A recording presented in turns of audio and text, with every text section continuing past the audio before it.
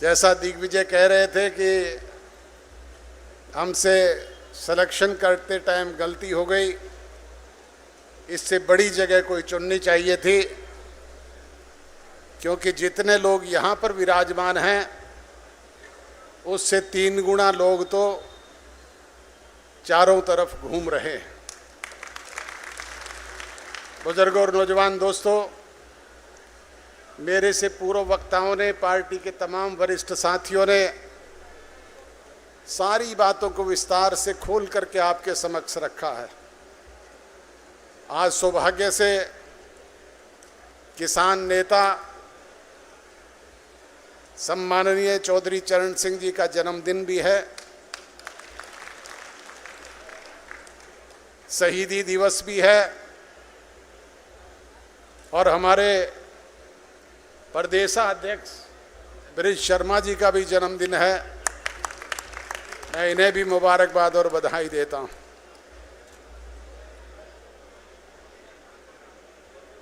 बुजुर्गों और नौजवान दोस्तों, आज समय है बदलाव का, और बदलाव कौन लोग लेकर के आते हैं? बदलाव नौजवान पीढ़ी के लोग लेकर के आते हैं। जब जब नौजवान अंगड़ाई लेता है तो बदलाव आता है। हमारे देश का इतिहास है,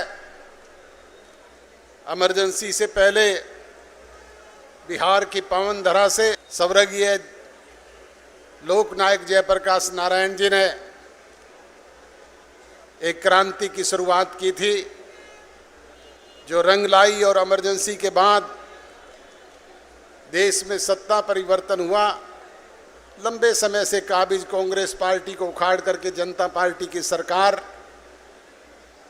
लोगों ने अपने नेतृत्व में बनाने का काम किया। आज आप लोग देखते हैं कि उसी तरीके से हमारे पड़ोसी मुल्कों में भी आज बदलाव की बहार बह रही है। शुरुआत की श्रीलंका के नौजवानों ने, वहाँ की भ्रष्ट और निकम्मी सरकार के खिलाफ नौजवान लामबंद हुआ। उसने रातों रात उस भ्रष्ट और निकम्मी सरकार को चलता करने का काम किया और अपनी मनचाही सरकार बनाई। उसके थोड़े समय के बाद साथ लगते एक और मुल्क बांग्लादेश में इसी तरीके से वहाँ की भ्रष्ट और निकम्मी सरकार के खिलाफ नौजवान लामबंद हुआ। रातों रात देश छोड़ने के लिए सत्ता में बैठे हुए लोगों को विवश करके अपनी सरकार बनाने का काम किया। अभी चंद ही दिनों पहले एक हमारे और पड़ोसी मुल्क नेपाल में भी इसी तरीके से वहाँ की भ्रष्ट और निकम्मी सरकार के खिलाफ नौजवान लामबंद हुआ और उसने भ्रष्ट और निकम्मी सरकार को रातों रात चलता ही नहीं किया, सत्ता में बैठे हुए लोगों को देश छोड़ने के लिए भी मजबूर किया। आज पूरे राष्ट्र के स्तर पर यह बदलाव की बहार बह रही है। पिछले दिनों इंग्लैंड में लाखों लोग वहाँ की सरकार के खिलाफ इकट्ठा हुए। फ्रांस में 10 लाख से भी ज़्यादा लोगों ने वहाँ की निकम्मी सरकार के खिलाफ आंदोलन किया। और आज के अखबारों में है, फिलीपींस में भी इसी तरीके से वहाँ की सरकार को चलता करने के लिए नौजवान लामबंद हो रहे हैं। बुजुर्गों और नौजवान दोस्तों, अब जरूरत है ये बदलाव हमारे देश में भी आए और इसके लिए पहल हमें करनी पड़ेगी। पिछले 11 वर्ष से देश में भारतीय जनता पार्टी की सरकार नरेंद्र मोदी जी के नेतृत्व में चल रही है। कहने को तो नरेंद्र मोदी जी की सरकार है, परंतु सरकार सिर्फ 2 लोगों की है, अडानी की और अंबानी की। वो लोग दोनों हाथों से इस देश की बेताशा करोड़ों रुपए की प्रॉपर्टी को लूट करके अपनी संपत्ति बढ़ाने का काम कर रहे हैं और उनके पैसे के बलबूते पर सत्ता में बैठे हुए लोग मौज लूटने का काम कर रहे हैं। आज सारे के सारे एयरपोर्ट अंबानी और अडानी के सुपर्द कर दिए गए, सारे के सारे रेलवे स्टेशन अडानी के हाथों में रख दिए गए गिरवी। आपका छोटा सा जिला है सिरसा, यहाँ का सामने का रेलवे स्टेशन भी अडानी ने खरीद लिया और वहाँ सिटी सेंटर के नाम से एक मॉल स्थापित किया जा रहा है।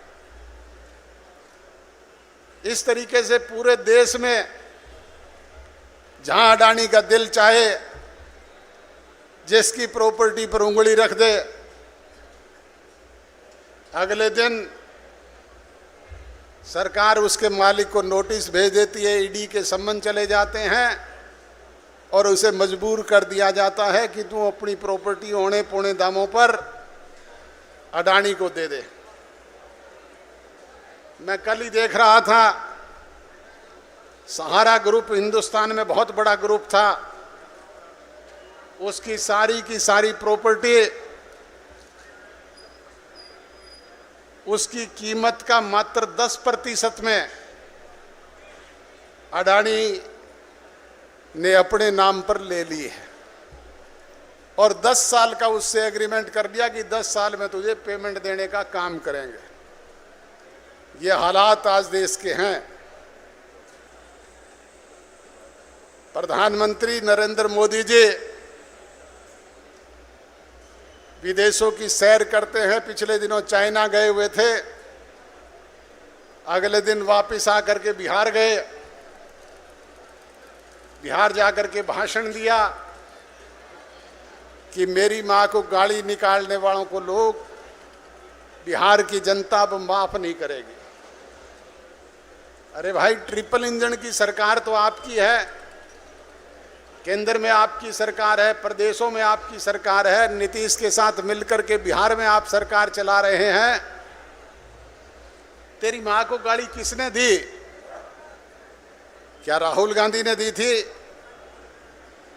क्या अखिलेश यादव ने दी थी?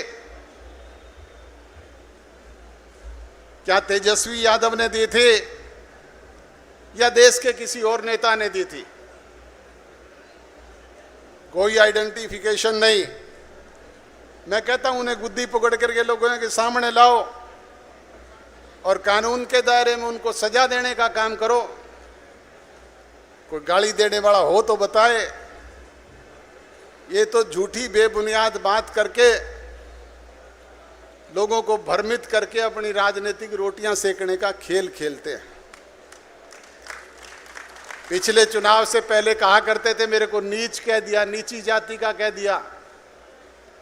किसने कह दिया भाई? आज तक उसका पता लगा क्या? कोई पता नहीं लगा। चुनाव जब भी कोई आता है तब इस तरह का नाटक करके जात पात धर्म मजहब अगड़े पिछड़े की बात करके बरगला करके वोट हासिल कर लिए जाते हैं और फिर इस मुल्क के को अडानी और अडानी के हाथ में गिरवी रख करके बेच करके खाने का काम करना है। ये हालात आज देश के हैं, यही हालात हमारे प्रदेश के भी हैं। बुजुर्गों और नौजवान दोस्तों, पिछले 3 टर्म से भारतीय जनता पार्टी की हुकूमत प्रदेश में है और अब प्रदेश में भारतीय जनता पार्टी हुकूमत कर रही है। पर हुकूमत है किसकी? जैसा दुष्यंत बता रहे थे, गुंडों की है। आज कानून व्यवस्था का पूरी तौर पे जनाजा निकला हुआ है। आए दिन अपहरण, बलात्कार, लूटपाट, डकैती, आगजनी, मर्डर, फिरौती जैसी घटनाएं सरेआम घटित हो रही है। कोई पूछने वाला नहीं है। रोजाना चुने हुए प्रतिनिधियों को गुंडा किस्म के लोग थ्रेट करते हैं। कभी अभय सिंह चौटाला को टेलीफोन पे धमकी मिलती है, कभी दिग्विजय सिंह चौटाला को मिलती है, कभी किसी और चुने हुए प्रतिनिधि को मिलती है। अगले दिन मुख्यमंत्री बयान दे देते हैं कि हमने उनकी सुरक्षा की व्यवस्था कर दी। अरे भाई, उनको तो आपने एक एक गनमैन दे दिया होगा, इस जनता की सुरक्षा की कोई गारंटी है क्या? है क्या कोई सुरक्षित? आप में से कोई सुरक्षित महसूस करता है क्या अपने आप को? आज आए दिन अपराधी किस्म के लोग कहीं ठेकों पर गोलियां चलाते हैं, कहीं किसी बिल्डर को धमकी दे करके वसूली करते हैं, कहीं किसी इंडस्ट्रियलिस्ट को धमकी दे करके वसूली करते हैं। ये हालात प्रदेश में कानून व्यवस्था के हैं। अभी पिछले दिनों बाढ़ आया, हमारा पड़ोसी मुल्क पंजाब भी, पड़ोसी प्रदेश मुल्क, वो भी बाढ़ की चपेट में था। हिमाचल में, उत्तराखंड में, जम्मू कश्मीर में भी इस तरह के हालात बने।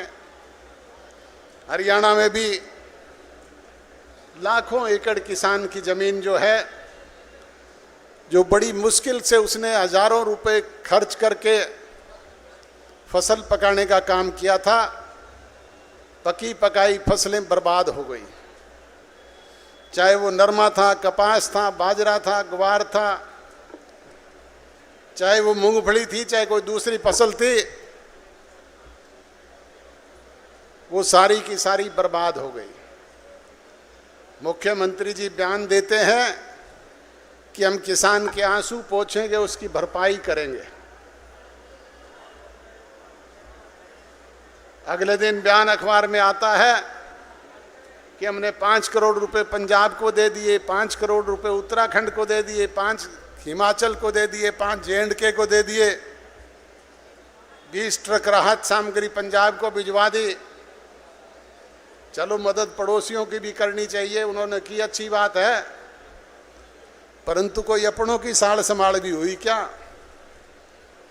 किसी का कोई मकान गिर गया, किसी का कोई ट्यूबवेल बर्बाद हो गया, किसी की फसल बर्बाद हो गई, कोई 5 पैसे किसी को मिले क्या?